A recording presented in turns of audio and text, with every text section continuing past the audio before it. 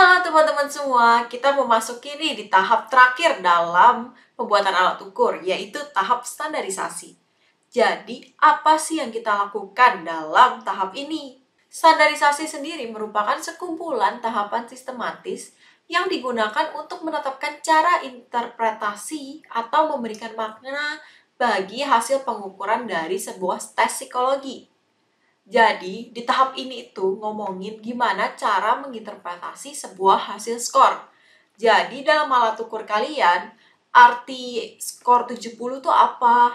Atau misalkan yang maksimumnya 50 skornya, maksudnya kalau kita dapat skor 40 tuh gimana? Nah, ini tuh yang kita ngomongin nih di tahap ini. Contohnya nih, kalau misalkan kita di kuis psikomet dapat 80 itu nilainya A. Nah, itu tuh maknanya tuh nilainya A. Kalau misalkan kita nilainya di atas 56, artinya lulus. Nah, itu yang kita omongin nih di tahap standarisasi. Kalau misalkan contohnya IQ sendiri, IQ itu maksudnya 100 tuh maksudnya gimana?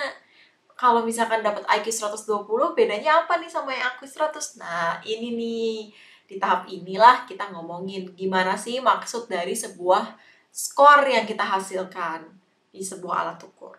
Nah, di standarisasi ini dibagi nih menjadi dua tipe, yaitu norm reference dan criterion reference. Nah, kita bahas satu persatu ya. Nah, di norm reference ini kita gunakan kalau nilai alat ukur kita ini kita kepingin bandingin dengan alat ukur lain. Contohnya gimana sih? Contohnya kalau yang paling sering pakai norm reference itu adalah tes-tes intelijensi.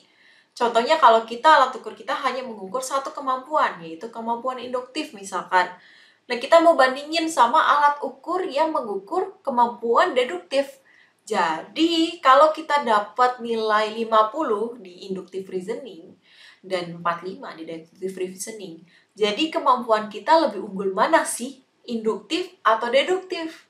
Nah, ini nih kita bisa gunakan namanya norm reference. Kalau contoh sehari-harinya, kalau kita nilai di mata kuliah A, misalkan mata kuliah matematika, kita dapat nilai 50, terus di mata kuliah psikologi umum kita mendapatkan 70, ada beda nggak sih? Kita bisa tahu kemampuan kita nggak sih gitu? Lebih unggul mana antara psikologi umum atau matematika? Kan nggak semena-mena nilainya 70 itu artinya kita di atas rata-rata kan. Siapa tahu ternyata teman-teman kita banyak kan dapat nilainya 80. Ternyata kita di bawah tuh kalau misalkan nilai 70 itu di psikologi umum. Sedangkan kalau di matematika, rata-rata di kelas matematika itu nilainya pada 30 dan kita dapat 50. Kita lebih tinggi dong dari rata-rata. Nah, ini nih, dari rata-rata yang berbeda, kita ingin membandingkan. Jadi kemampuan kita lebih unggul mana sih? Kemampuan matematika atau psikologi umum? Nah, gimana sih cara kita mengukur menggunakan norms reference? Kita bisa pakai nih namanya linear transformation atau area transformation. Nah, kalau linear transformation ini, kita mentranspose nilai kita menjadi set score atau t-score. Dengan adalah rumusnya yang kalian mungkin sudah pelajari ya teman-teman di mata kuliah sebelumnya. Nah, kalau pakai area transformation, kita bisa gunakan percentile atau stanine. Nah, kapan sih kita menggunakan linear, kapan kita menggunakan area transformation? Nah, ingat nggak teman-teman, kalau kalian belajar set score itu kita gunakan kalau berdistribusi normal. Nah, makanya itu kalau distribusi dari populasi kita itu nilainya normal, distribusinya, nah kita gunain tuh set score atau t-score. Sedangkan kalau kita distribusinya nggak normal, kita pakai si percentile atau stanine. Nah, hasil akhirnya gimana sih kira-kira? Nah, ini aku punya tabel nih, teman-teman. Nah, ini contohnya ya, teman-teman. Jadi, di bagian kiri atau kanan, itu dua-duanya ada namanya SS. SS itu adalah standard score. Jadi, kita mentranspose nilai kita menjadi standard score, supaya lebih gampang nih untuk kita membandingkannya. Nah, kalau di tengah-tengah ini, kita ada yang namanya raw score. Raw score itu adalah hasil yang kita dapatkan dari alat ukur kita. Contohnya kan ada alat ukur yang nilainya 5 sampai maksimum 50, ada yang maksimumnya 100, ada yang maksimumnya hanya 10. Nah, itu tuh raw score-nya yang di tengah-tengah. Jadi kalau kita misalkan dapat nilai di alat ukur A, nilainya 40, di mana tuh standar score-nya 10? Oh, kalau di alat ukur B 50, dapat nilai 50, ternyata standar skornya juga SS-nya 10. Nah, berarti artinya apa itu? Artinya kemampuan kita tuh sama, ada di 10 teman-teman, ternyata standar skornya. Nah, ini gunanya norms reference. Nanti hasil akhirnya adalah seperti ini kalau kita membandingkan dengan alat ukur lainnya. Nah, selanjutnya kita ngomongin yang kedua teman-teman, yaitu criterion reference. Nah, kalau kriteria reference ini kita gunakan ketika hasil alat ukur kita ini kita mau batasi nih. Jadi kalau 80 tuh masuk kategori apa? Batas minimal kelulusan tuh berapa sih? 56. Nah, itu tuh kita gunakan si criterion reference. Jadi kita mau membandingkan dengan populasi kita aja sih sebenarnya gitu kan. Nah, gimana nih caranya untuk mendapatkan criterion reference? Nah, kalau di buku Crocker dan Algina itu ada 3 cara untuk mempertimbangkan penentuan batasnya. Yang pertama ada judgment based on holistic impression. Yang kedua ada namanya judgment based on the content of the individual test item. Terus yang terakhir ada yang namanya judgment based on the examiner's test performance. Nah, kita bahas satu-satu. Kalau yang based on holistic impression, di teknik ini kalian minta nih pendapat dari beberapa expert dari bidang yang kalian ukur ini. Nah, kalian tanya nih, kira-kira berapa sih batas lulusnya? Berdasarkan impression yang didapatkan dari alat ukur kita. Nah, jadi kita dari situ, kita tanya nih, kira-kira berapa sih batas minimalnya untuk lulus? Oh, 56, oh 55, oh 56 gitu kan. Dari si expert-expertnya. Nah, nanti dari situ kita tahu nih, batas minimal skornya untuk lulus berapa sih? Nah, tapi kelemahan dari teknik ini adalah tidak ada perhitungan psikometriknya. Jadi, hanya berdasarkan impression yang diberikan dalam alat ukur kalian.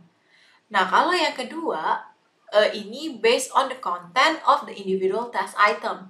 Jadi di sini caranya sama sih, kita kasih ke expert-expert. Nah, tapi expert ini kita minta untuk melihat dari item-itemnya, bukan hanya dari impression alat ukur kita gitu.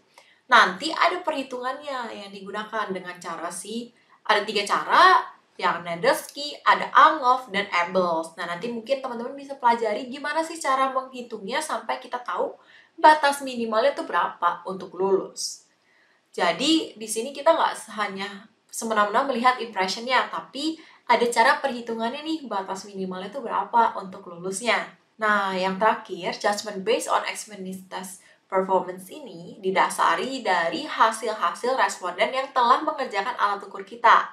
Jadi kita minta dulu responden-responden untuk mengerjakan alat ukur kita. Nah, hasilnya itu yang kita baru tahu nih batasnya berapa. Nah, sebenarnya ada banyak caranya, tapi kita bahas hanya 2, yaitu ada normative data approach dan contrasting and borderline group method. Nah, kalau kita menggunakan normative data approach ini, kita bisa mencari batas minimalnya dengan menggunakan central tendency. Misalkan mean-nya, mediannya, kalau mungkin kalau modus itu jarang kali ya. Nah, kalau si contrasting and borderline group method ini, nah, kita cari nih responden-responden yang mengerjakan alat ukur kita dibagi 2 grup, yaitu orang-orang yang kita tahu nih kemampuannya oke, dan yang kurang mampu atau yang bahkan masuk ke tidak mampu gitu.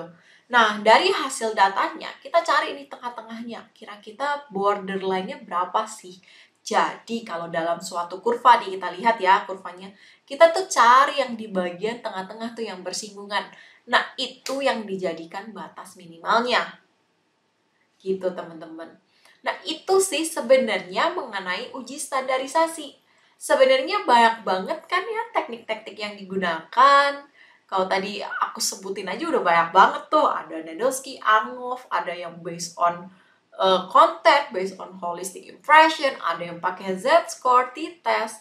Tapi intinya untuk menggunakan standarisasi ini, alat ukur kalian itu tujuannya tuh apa sih? Apakah hasilnya mau dibandingin ke alat ukur lain?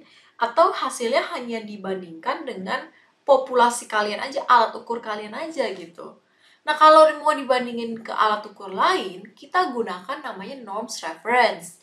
Kalau misalkan kita mau bandingin dengan populasi kita aja, kita gunain criterion reference. Nah, kalau kita udah tahu kita mau pakai criterion atau norms reference, kita baru cari tahu teknik perhitungan apa sih yang tepat untuk kita lakukan.